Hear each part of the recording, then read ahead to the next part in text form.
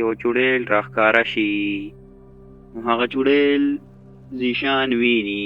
په دې کې دغه چوړیل غیبه شي او دغه دواړه ډېر ویریږي. وو کتونکو که تاسو په سټورۍ ځان پوه کول غواړئ نو ویډیو راسره تر اخره وګورئ. د یو زمانې خبره ده چې په یو کلي کې به 2 کسان اوسېدل. هغه ډېر پاخه خواږه ملګري وو.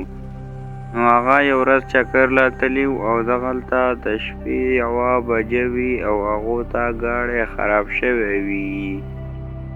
نو ډېر په مصیبت کې وي، ګاډی ورته خراب شوی وي.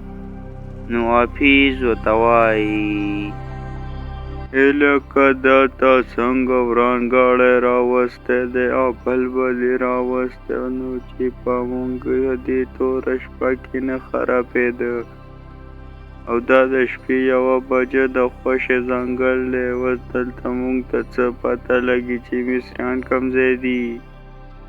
اوس خو مونږ ډېر په مصیبت کې ګیر یو. اوس به مونږ دې سره څه کوو.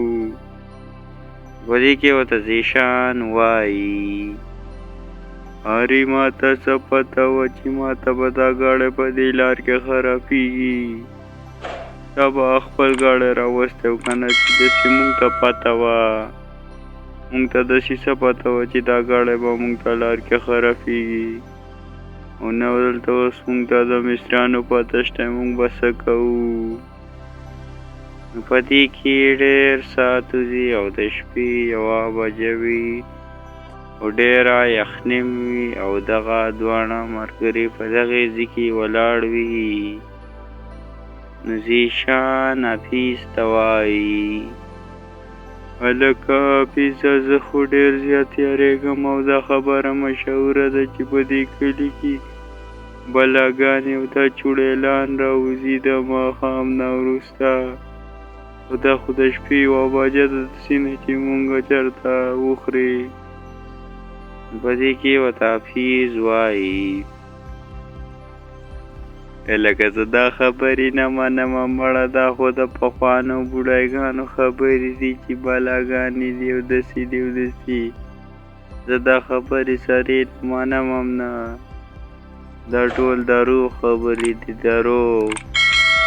په دې کې ډېر ټایم وځي او دغه دواړه ملګري ولاړ وي. نو د شپه اخرې ته ورسي او په دغه کې یو چوړیل راښکاره شي. نو هغه چوړیل ذیشان ویني. نو ذیشان حافظ ته وایي چوړیل دې ولیده؟ اوس یقین راغی. تا ته خو ما ویل چې په دې کلي کې دا خبره مشهوره ده. یا الله اوس به م دې څو خلاصوي. هله دا خو هم ما ته پته نه وه. یا الله خیره، یا الله خیر، اوس به دې مونږ څو خلاصوي. په دې کې دغه چوړیل غیبه شي او دغه دواړه ډېر ویریږي. نو حافظ هم ډېر ویریږي. په دې کې دغه 2 کسان روان شي د دغه خپل ګاډي خواته او ګاډی پرېږدي. په دغه کې ولا یو کور مخې له ورشي او هغه کور ته دروازه وټکوي. نو د هغه کور نه یو بوډۍ ښځه راوځي. هغه بوډۍ ورته وایي ارې زامنو تاسو دلته څه کوئ په دې توره شپه؟ په دې کې ورته ذیشان د ټوله قصه وکړي. نو بوډۍ خپل کور ته دننه کړي او هر څه وله راوالي، روټۍ موټۍ. بیا ورته بوډۍ وایي ارې زامنو اوس ویده شئ او سهار به خپل ګاډی ټیک کړئ او بیا به ځئ. نو حافظ او ذیشان ته دا پته نه وي چې دا انسان دی که نه دا یو خطرناکه بلا ده. نو ذیشان او حافظ هم په دې کې ځان سره سوچ کوي.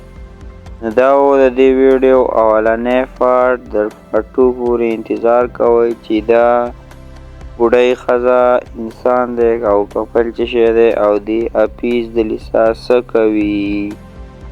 د پارټ 2 راتلو پورې اوس زموږ چینل باندې کول ځل باندې نو خامخا یې ورسره سبسکرایب کړئ.